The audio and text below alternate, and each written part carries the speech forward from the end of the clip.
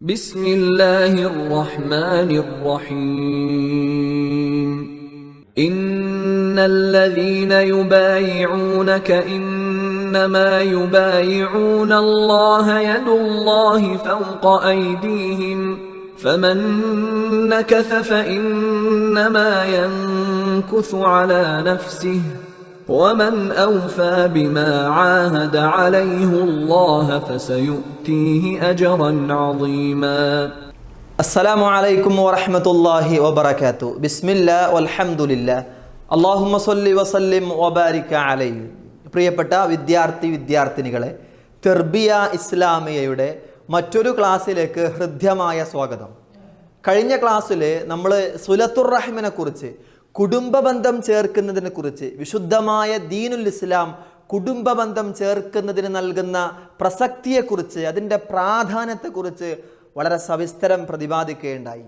ഈ ക്ലാസ്സിലൂടെ നാം പഠിക്കുന്നത്, നമ്മൾ കഴിഞ്ഞ ക്ലാസ്സുകളിൽ കേട്ട ഹദീസുകളിൽ നമ്മൾ ഒരുപാട് പദങ്ങൾ പഠിക്കുകയുണ്ടായി, ഒരുപാട് പദങ്ങളുടെ അർത്ഥം മനസ്സിലാക്കുകയുണ്ടായി. ആ പദങ്ങൾ ഒന്ന് ആഴത്തിൽ മനസ്സിലാക്കുകയാണ്, പഠനവിധേയമാക്കുകയാണ്. നമുക്കൊക്കെ അറിയാവുന്ന പോലെ തന്നെ ഒരു പദം നമ്മൾ പഠിക്കണമെങ്കിൽ ആ പദത്തിൻ്റെ വ്യത്യസ്തങ്ങളായ രൂപങ്ങൾ നമ്മൾ മനസ്സിലാക്കണം. ഇപ്പോൾ ഒരു ഇസ്മ, ഒരു നൗണ് പഠിക്കുന്ന നേരത്ത് നമ്മൾ അതിൻ്റെ ബഹുവചനം അറിയണം, അതിൻ്റെ ജംഅ അറിയണം. ഒരു വെർബാണെങ്കിൽ, ഒരു ഫിഅലാണെങ്കിൽ അതിൻ്റെ മാളി എങ്ങനെയാണ്, മുളാരിഅ എങ്ങനെയാണ്, അതിൻ്റെ മസ്ദർ എങ്ങനെയാണ്, ഇതൊക്കെ മനസ്സിലാക്കുമ്പോൾ മാത്രമേ ആ പദം കൃത്യമായി നമുക്ക് ജുംലകളിൽ പ്രയോഗിക്കാൻ സാധിക്കുകയുള്ളൂ. അതുകൊണ്ട് നമ്മൾ ചില വാക്കുകൾ ഇവിടെ പരിചയപ്പെടുകയാണ്. കഴിഞ്ഞ ക്ലാസ്സിൽ ഹദീസുകളിലും മറ്റൊക്കെ നമ്മൾ കേട്ട വാക്കുകൾ തന്നെയാണ്. ഇവിടെ ഖറാബത്ത്, ഇതൊരു ഇസ്മാണ്. ഇതിൻ്റെ അർത്ഥം കുടുംബബന്ധം എന്നാണ്. ഇത് ഒരു ചെറിയ ജുംലയിൽ നമുക്ക് എങ്ങനെയാണ് പ്രയോഗിക്കാൻ സാധിക്കുക? നോക്കൂ നിങ്ങൾ. ബൈനി വ ബൈന സ്വദീഖി ഖറാബ, എൻ്റെയും എൻ്റെ കൂട്ടുകാരൻ്റെയും ഇടയിൽ ഒരു കുടുംബ ബന്ധമുണ്ട്. ഈ ഖറാബ എന്ന പദം ജുംലയിൽ പ്രയോഗിക്കുന്ന ഒരു ചെറിയ രൂപമാണ്. മറ്റൊരു പദമാണ് ലഹീർ. ലഹീർ എന്ന് പറഞ്ഞാൽ സഹായി എന്നാണ് അർത്ഥം. ഇത് ജുംലയിൽ പ്രയോഗിക്കുമ്പോൾ ഹുവ ലഹീരി, അവൻ എൻ്റെ സഹായിയാണ്. ഈ ലഹീർ എന്നതിൻ്റെ ബഹുവചനം ലൊഹായിറാണ്. ലൊഹായിർ, സഹായികൾ. മറ്റൊരു പദമാണ് മുക്കാഫി. എന്താ മുക്കാഫി എന്ന് പറഞ്ഞാൽ? പ്രത്യുപകാരം ചെയ്യുന്നവൻ എന്നാണ് അർത്ഥം. നമ്മൾ ആരാണ് യഥാർത്ഥ കുടുംബബന്ധം ചേർക്കുന്നവൻ എന്ന് മുസ്തഫായ റസൂലുള്ളാഹി സ്വല്ലല്ലാഹു അലൈഹി വസല്ലമ തങ്ങൾ നമുക്ക് വിശദീകരിച്ച് തന്നിടത്ത് പഠിച്ച പദമാണ് മുക്കാഫി. ഇനി പ്രത്യുപകാരം എന്നതിന് എങ്ങനെയാണ് നമ്മൾ അറബിയിൽ പറയുക? മുക്കാഫഅത്ത് എന്നാണ് പറയുക, പ്രത്യുപകാരം. മറ്റൊരു പദം റഹിം, കുടുംബബന്ധം. റഹിം, കുടുംബബന്ധം എന്നാണ്. റഹ്മ് എന്നത് ഗർഭപാത്രം എന്നതുമായി ബന്ധപ്പെട്ടൊരു വാക്ക് കൂടിയാണ്. കുടുംബബന്ധവുമായിട്ട് വളരെ വലിയ ബന്ധമാണ് ഗർഭപാത്രത്തിനുള്ളത്. നമ്മുടെ കുടുംബം, അതുമായി ബന്ധപ്പെട്ട ഒരു പദത്തിൽ നിന്നാണ് കുടുംബബന്ധം എന്ന ഈ പദം കടന്നു വന്നിട്ടുള്ളത്. ഫലാ യുഖ്ബലു അമലു ഖാതിഇ റഹിം, ഒരു പ്രയോഗമാണ്, ഒരു ഹദീസിലെ ഒരു വചനമാണ്. കുടുംബബന്ധം മുറിക്കുന്നവൻ്റെ അമല് സ്വീകരിക്കപ്പെടുകയില്ല. ഇനി എന്താണ് ഈ റഹിം എന്നതിൻ്റെ ബഹുവചനം? അർഹാം എന്നാണ്. അർഹാം അസംബ്ലി ഒരു പക്ഷെ നിങ്ങൾ കേട്ടിട്ടുണ്ടാകും. വാഫി കോളേജുകളിൽ പഠിച്ചുകൊണ്ടിരിക്കുന്ന ആളുകൾ, വാഫി കോളേജുകളുടെ കമ്മിറ്റി ഭാരവാഹികൾ, വാഫി കോളേജുകളിൽ പഠിപ്പിച്ചുകൊണ്ടിരിക്കുന്ന ഉസ്താദുമാർ, രക്ഷിതാക്കൾ, നമ്മുടെ ഈ പ്രസ്ഥാനത്തെ സ്നേഹിക്കുന്ന അഭ്യുദയകാംക്ഷികൾ, ഇവരെല്ലാവരും കൂടി ഉൾക്കൊണ്ട വലിയൊരു കുടുംബമാണ്. നമ്മൾ തമ്മിൽ അങ്ങനെ ഒരു ബന്ധമുണ്ട്. കുടുംബ ബന്ധത്തെക്കുറിച്ച് പറയുമ്പോൾ ആ ബന്ധം പറയാതിരിക്കാൻ പറ്റില്ല. നമ്മളൊക്കെ ഈ വാഫി എന്ന ഈ അർഹാം അസംബ്ലിയിലെ മെമ്പർമാരാണ്. ഇതുപോലെ കുടുംബസമേതം മുത്തുനബിയുടെ ചാര സ്വർഗത്തിൽ സംഗമിക്കാൻ അള്ളാഹു നമുക്ക് തൗഫീഖ് നൽകുമാറാവട്ടെ. അർഹാം എന്നാണ് റഹിമിൻ്റെ ജംഅ. കുടുംബബന്ധങ്ങൾ എന്നാണ് അതിൻ്റെ അർത്ഥം. മറ്റൊരു വാക്ക് മുസ്തഖ്ബില, മുന്നിട്ട് നിൽക്കുന്ന, അഭിമുഖീകരിച്ച് നിൽക്കുന്ന എന്നൊക്കെയാണ് അതിൻ്റെ അർത്ഥം. മദ്രസത്തി മുസ്തഖ്ബിലത്തുൽ മസ്ജിദ്, എൻ്റെ മദ്രസ മസ്ജിദിനോട് മുന്നിട്ട് നിൽക്കുന്നതാണ്. മുസ്തഖ്ബില. നമ്മൾ നേരത്തെ ആ ബൈറുഹാ തോട്ടത്തെക്കുറിച്ച് പറഞ്ഞ ഹദീസിൽ ഈ വാക്ക് നമ്മൾ പഠിച്ചതാണ്. എൻ്റെ മദ്രസ മസ്ജിദിനോട് മുന്നിട്ട് നിൽക്കുകയാണ്, മസ്ജിദിനോട് ഡയറക്റ്റായി നിൽക്കുന്നതാണ് എൻ്റെ മദ്രസ എന്ന്. ഇനി മറ്റൊരു പദം ദുഹ്ർ. ദുഹ്ർ എന്ന് പറഞ്ഞാൽ ശരിക്ക് സൂക്ഷിപ്പ് സ്വത്ത് എന്നൊക്കെയാണ് അർത്ഥം. നമ്മുടെ ആ ഹദീസിൽ ദുഹ്ർ ഉപയോഗിച്ചിരിക്കുന്നത് സൂക്ഷിപ്പ് സ്വത്ത് അല്ലെങ്കിൽ പ്രതിഫലം എന്ന അർത്ഥത്തിനാണ്, ജസാ എന്ന അർത്ഥത്തിനാണ്. ദഖർതു ദീനാറൻ, ഞാൻ കുറച്ച് ദീനാർ സൂക്ഷിച്ചു വെച്ചു എന്നാണ് അവിടെ അർത്ഥം. ഈ ദുഹ്റിന്റെ ജംഅ എന്താണ്? ബഹുവചനം അദ്ഖാർ എന്നാണ് ബഹുവചനം. ഔസാൻ മറ്റൊരു പദമാണ് ഔസാൻ. ഇതൊക്കെ ഇസ്മുകളാണ് കേട്ടോ. ഔസാൻ അർത്ഥം ബിംബങ്ങൾ. ഇതെന്ത് തരത്തിലുള്ള ഇസ്മാണെന്ന് നിങ്ങൾക്ക് മനസ്സിലായിട്ടുണ്ടാവും, നാമാണെന്ന് അല്ലേ. ഇത് ബഹുവചനാണ്. അപ്പോൾ ഇതിനൊരു മുഫ്രദ് ഉണ്ടാവില്ല. എന്താണത്? വസൻ. വസൻ എന്നാണ് അതിൻ്റെ മുഫ്രദ്. മറ്റൊരു പദം നഖ്ൽ. നഖ്ൽ എന്ന് പറഞ്ഞാൽ ഈന്തപ്പന എന്നാണ് അർത്ഥം. നഖ്ലത്ത് ജമ്മ് നഖൽ. നഖ്ലത്താണ് അതിൻ്റെ മുഫ്രദ്, അതിൻ്റെ ജമ്മാണ് നഖൽ. നഖൽ എന്ന് പറയുന്നത്. മറ്റൊരു പദം ത്വയ്യിബ്. ത്വയ്യിബ് അർത്ഥം നല്ലത് എന്നാണ്, നല്ലത്. ഖൽബുൻ ത്വയ്യിബുൻ, നല്ല ഹൃദയം. നല്ല ഹൃദയം. അള്ളാഹു നമുക്കൊക്കെ നല്ല ഹൃദയം നൽകുമാറാവട്ടെ. നല്ല ഹൃദയമുള്ളവർക്ക് മാത്രമാണ് കുടുംബ ബന്ധത്തിനും അയൽപക്ക ബന്ധത്തിനും ഒക്കെ പ്രസക്തിയും പ്രാധാന്യമൊക്കെ കൽപ്പിച്ച് അതൊക്കെ ജീവിതത്തിൽ കൃത്യമായി കൊണ്ടു നടക്കാൻ സാധിക്കുള്ളൂ. നമുക്കൊക്കെ അള്ളാഹു നല്ല ഹൃദയം നൽകുമാറാവട്ടെ. ത്വയ്യിബ് നല്ലത് എന്നാണ് അർത്ഥം. റാബിഹുൻ ലാഭമുള്ളത്. ലാഭമുള്ളത് ഇതെങ്ങനെയാണ് നമുക്കൊരു ജുംലയിൽ പ്രയോഗിക്കാൻ സാധിക്കുക? തിജാറത്തുൻ റാബിഹ, ലാഭമുള്ള കച്ചവടം.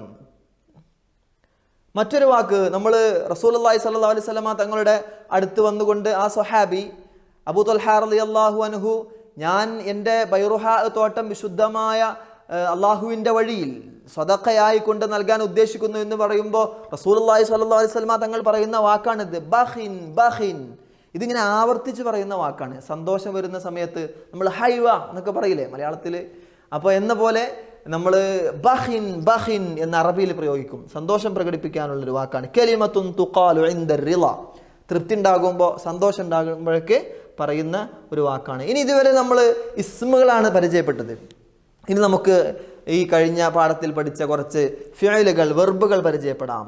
അഷ്റക എന്ന് പറഞ്ഞാൽ പങ്ക് ചേർത്തു എന്നാണ്. ഇത് പ്രയോഗിക്കുമ്പോൾ ലാ തുശ്രിക് ബില്ലാ, അള്ളാഹുവിനോട് ഒരിക്കലും നീ പങ്ക് ചേർക്കരുത്. അള്ളാഹു ഏകനാണ്, ഒരുവനാണ്, ഒരാളെയും അവനോട് പങ്ക് ചേർക്കരുത്. മറ്റൊരു പദം അർസല. അർസല എന്ന് പറഞ്ഞാൽ അയച്ചു എന്നാണ് അർത്ഥം. അയച്ചു. അർസലല്ലാഹു മുഹമ്മദൻ സ്വല്ലല്ലാഹു അലൈഹി വസല്ലം നബിയ, അല്ലാഹു സുബ്ഹാനഹു വ തആല മുഹമ്മദ് നബിയെ നബിയായി അയച്ചിരിക്കുന്നു. അർസല പ്രയോഗിച്ചതാണ്. ഇത് ഫിഅലാണ്, ഇത് മാളിയായ ഫിഅലാണ്. അർസല ഇതിൻ്റെ മുളാരി എങ്ങനെ വരിക? അർസല യുർസിലു. അർസല അയച്ചു. അപ്പോൾ യുർസിലു എന്ന് പറയുമ്പോൾ അയക്കും അല്ലെങ്കിൽ അയക്കുന്നു എന്നൊക്കെയാണ് അർത്ഥം വരിക.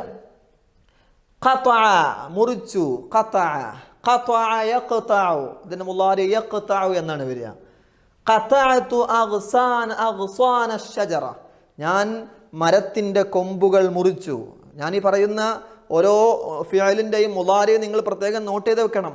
മുളാരി കൃത്യമായി മനസ്സിലാക്കിയാലാണ് നമുക്ക് ആ പദം ഉപയോഗിക്കാൻ സാധിക്കുകയുള്ളൂ. ഖതഅ യഖതഉ എന്നാണ്.